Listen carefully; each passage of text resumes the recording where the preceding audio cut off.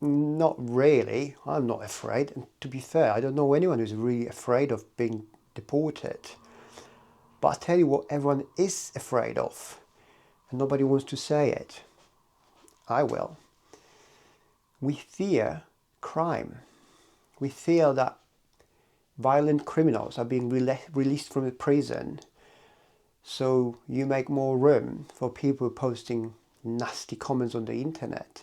We fear that when the criminals come to our homes to steal our things, and we dare to protect ourselves and our families, we will be the ones facing consequences.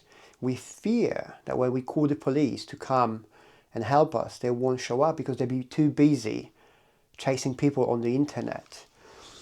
We fear that if we take phone in the public to make a phone call or answer a phone call, it's going to get snatched out of our hands and there'll be no police to come to answer our calls because they're too busy, and it's too often happening across the whole every bigger cities anyway. We fear that we're going to get bankrupt, not as a country.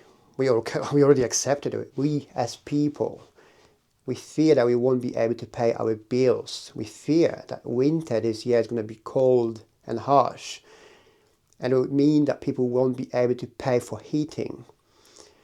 We fear all of it in the name of some twisted agenda, saving the planet. All the way, well, other countries are just doing what they want, especially in Asia. We fear for our children because they were betrayed by the very people who were put in place to protect them. And we fear that if we do, and we do protect our kids, it's going to be us again facing consequences. We fear that you will crush our farmers, the very people responsible for providing a nutritious food for us and our families, a basic human need. And when this happens and we're going to start starving, you're going to come up with a solution which is going to be an artificial slop, factory produced, laboratory grown meat, protein rich crickets. And you're going to say this is for us and it's good for the planet. We fear fake food full of chemicals, no nutrition, food which causes illnesses everywhere, which makes our teeth fall apart. We fear that our little kids have now bad teeth because there's sugar in every product you consume. We fear that the immigrants are being used as a scapegoat, is being used as a shield for all your failed policies.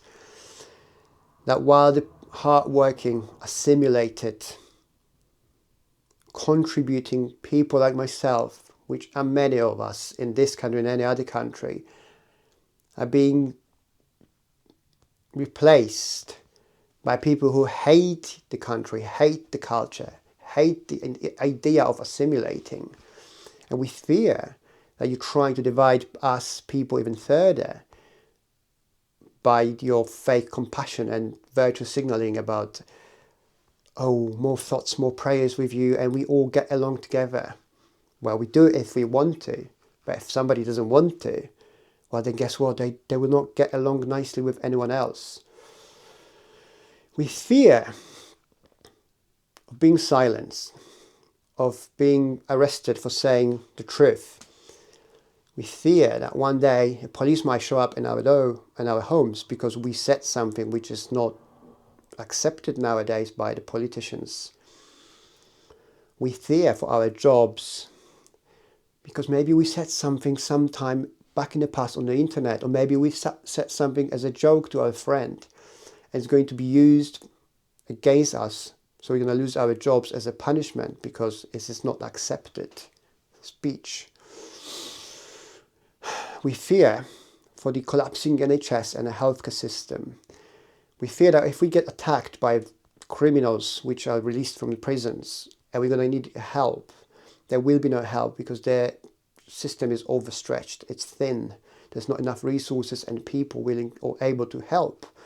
We fear that we're going to be sent to hospital and then kept waiting for 8 hours. And if we're lucky, we survive. If not, then sorry, it's just going to be another number. We fear that we're going to be sent, us and our kids, to conflicts and wars which you started, you and your previous colleagues, previous governments, and all the other governments across the world. The wars which we don't want to be part of, and we shouldn't. We fear about our future, our empty retirement. We fear that we can work as long as we can and need, and there will be never enough money for us to survive. Not especially not if you're older or maybe not well, maybe you need some help. There will be no money. We fear that the money we put into our pensions won't be enough to cover our basic needs, not to mention some decent living. We fear being further divided by the stupid policies, by incompetent people in power, by the leadership which is not responsible, takes no responsibility for anything. We fear for our best cities being destroyed in the name of some agenda and some ideology which serves no one but only the people in the power, the politicians, the leaders.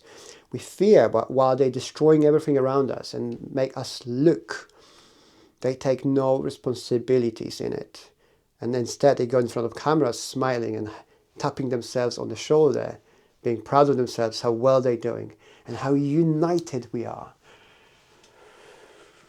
We fear that truth is being twisted, that speaking the truth puts you in danger, that by saying what we all think and we want to say, and it's objectively true, we might end up being punished. We fear for educational system for our kids, that instead of being taught maths and physics and argument and logic, they're being brainwashed by programs, by the ideology, by useless in real life, in real work environment, subjects and topics. They're being punished for being creative or standing out. They're being punished for being proud of who they are. They're being punished of their ancestors, unless you are from the group which might this year, this time being prioritized or maybe praised.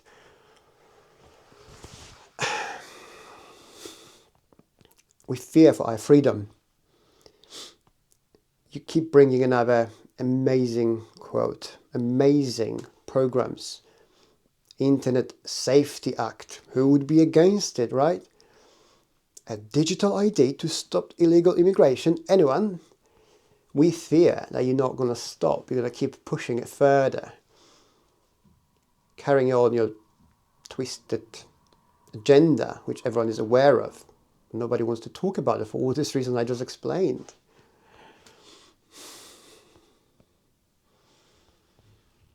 We fear of becoming strangers in our own communities, our own cities, villages, towns, even countries. You see, I'm an immigrant and I do not feel as a stranger. I'm not a British person, but I live in this is my home, mine and my family's.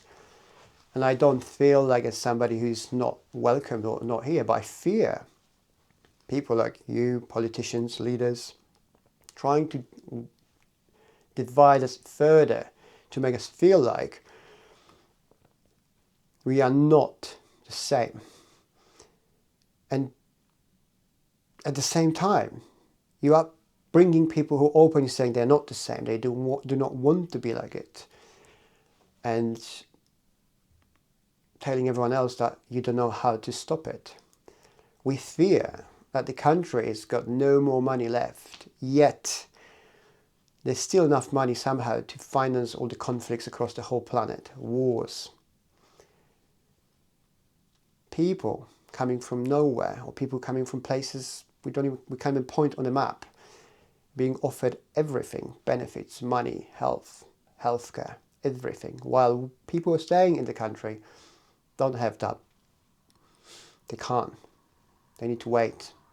As I said before, maybe survive if they're lucky enough. We fear there's no future for this country. And you see, you think that people fear of deportations. I know many people who left themselves already, very successful people, people who's assimilated amazingly, people who provided, gave so much back to the country, who never took much, they gave back. People who had been really net positive, a great addition to any country, any community, they left because they were afraid of what they just said, and they had options. I hear from people who are less fortunate, they have less options, maybe they have no money, they just can't leave for whatever the reason. But they would not be afraid of being deported. They would maybe even welcome it because they would be forced to change their lives, make better decisions at somewhere else in the country where they would just be treated with respect, where the country where they will look after their own, in the country where they will actually care for the country, not for some virtue signaling ideas, not about cooling the planet down in 100 years, and to do so sacrificing everything else and everyone else. This is what we are afraid of. You see, I tell you what we are not afraid. There's one thing we are really not afraid of. We're not afraid of being called names anymore. Whichever name you come up with, all these names, they lost its real meaning. Now if somebody is real nasty person, you can't even find a real name because it means nothing anymore. You see, I remember I think in the previous American administration, there was this very high-stake, important meeting between China and America. And on the one side, there was a Secretary of State, I think it was Secretary of State Antony Blinken from Biden administration. And on the other side of the table were Chinese. And there was this Chinese, I think, Foreign Affairs Minister. I don't know his name. His nickname is Silver Fox. And they were sitting in this room, and there was this conversation released on the internet between the two. And Antony Blinken is an American, as Americans are, and I have nothing against Americans, but they are like this. He was just looking at the Chinese down, looking from position of strength, trying to tell them off, trying to speak, to talk over them. And although maybe that would work 10, 20, 50 years ago, but at that time, something changed. And I saw this Chinese Silver Fox guy interrupted Antony Blinken, and he basically very firmly, almost like angry, answered him like, "You, American, are not in power to tell us this anymore." It was the first time when I realized that how much power has shifted. It was the first time when somebody dared to actually raise a voice in the Americans, right? And just openly in public, on the top American politician. And the American Antony Blinken couldn't say nothing back. He was basically told from this guy sitting on a high horse, he was just put down straight down at the bottom by a Chinese politician, and he did not react. There was no reaction back. He could not say anything because he knew they were right. The Chinese gained too much power to be looked down at. I'm saying about this because this is exactly how we see now the governments in the UK, the government's officials in the UK, me as an immigrant. See, many of us immigrants, we're here because this is our homes, because we love the people, the culture, the country. We were given many opportunities, like myself, for which I am very grateful. And I did always my best to give back, and I did many, many times over. But you see, things change. When you would talk to me 20 years ago, or 50, or even 10 years ago, "Oh, do this or we will deport you." Maybe then I would be worried. Maybe I would fear it. Maybe I'm afraid of losing this or not being able to achieve my dream life in England, America, or anywhere in the West. But you see now, that would be back in the day. Now, it's changed. Us immigrants and many natives, we don't see you as a person with power, with enough to offer for us to be afraid of being deported. If you would really come to my door and say, "Look, all of you out, even though my kids are born here, they have British passports," do you really think I would be crying and saying, "Please, Mr. Politician, please, dear Keir Starmer, do not do it. Oh my God, no. I would be not only because I'm proud enough of myself and of who we are, I would leave. I would say, thank you very much for all I've done. I'm sorry this is the way it is, but I'm going to have to go now. And you know what? I would be doing just fine somewhere else. It's not what I would want to. I feel this is my home, but if you kick me out from my home using force, and I can't answer, I can't fight police or army, then I would accept it and I would build my life for myself and my family elsewhere, somewhere where I would be respected and cheered for what I have to offer. And there's many people like this. So you see, when you come back to us saying, look, be afraid, you might get deported. You, politicians, leaders, be afraid of not fixing the country, not for myself or other immigrants, for your own people. Because you can't keep it up for longer like this. People are fed up. You lost all that power to be able to speak, to look down at people and tell them, stay or go otherwise. No, there is nothing holding people to be here. Like, natives have had enough. If they only had chance, look at the comments under my videos. Plenty of natives telling me that if they only could, they would be gone. If they only had different passport, maybe commitments, maybe money, something. There's some things holding them in here, but it's not because they were born. It's not being here because I feel proud of being British or something. Like, no, they would love to be gone. And you see, it's just saying, be careful what you wish for. When things would go really bad, when the governments, politicians would not be able to fix the country, especially crime and all these reasons I just gave you, eventually you're going to be left with all the good immigrants, quote, the ones who really net positive will be gone. And you'll be left with the ones who don't care, who hate you, who want to exploit you and your system, your benefits, whatever. Everything you give, they want to be, apart from being your friend, being part of who you are, being actually having your back, being with you. And then some politicians might be foolish enough thinking like, yeah, well, at least that's not gonna affect me because I'm living in my mansion and with my money, my buddies. It will. The world has changed. The countries are too small for it. You can't fence yourself away from the problems.